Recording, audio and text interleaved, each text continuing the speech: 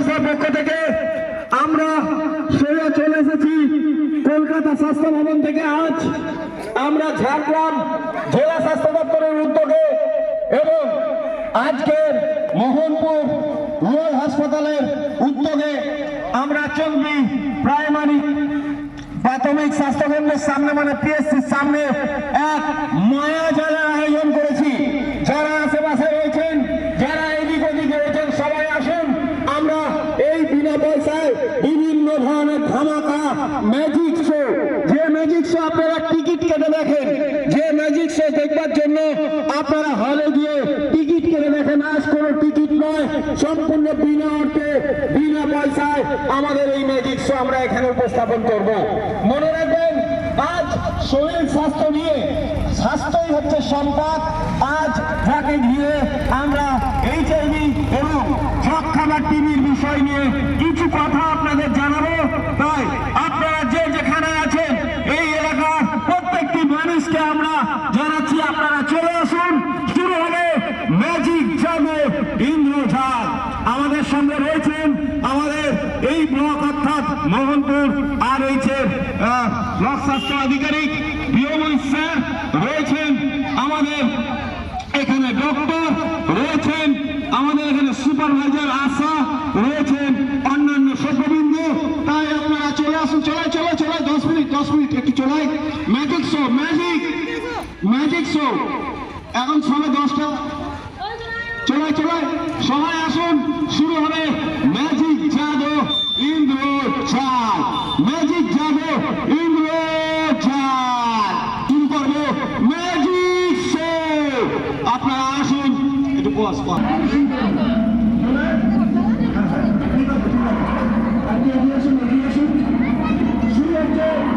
Magic show জাদু। আমাদের এখানে ভিডিও রয়েছেন। আমরা এই মুহূর্তে শুরু করবো ম্যাজিক শো। আপনারা সবাই আসুন।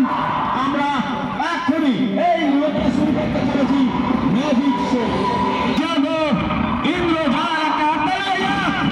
আরে জোর শুরু হচ্ছে ম্যাজিক শো। আপনারা লক্ষ্য রাখুন, আমাদের কথাগুলো শুনুন। শুরু হচ্ছে ম্যাজিক জাদু ইন্দ্রজাল। যারা এখনো আসেননি চলে আসুন, যারা এখনো আসেননি চলে আসুন। শুরু হবে ম্যাজিক শো।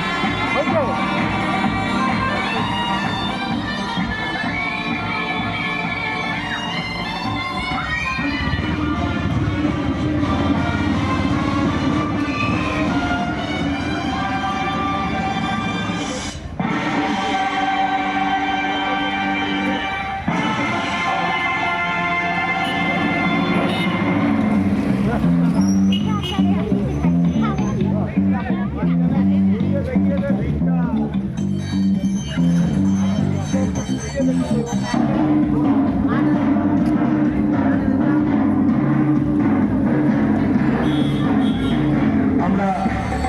থাকতে চাই সুস্থ, হতে চাই মুক্ত।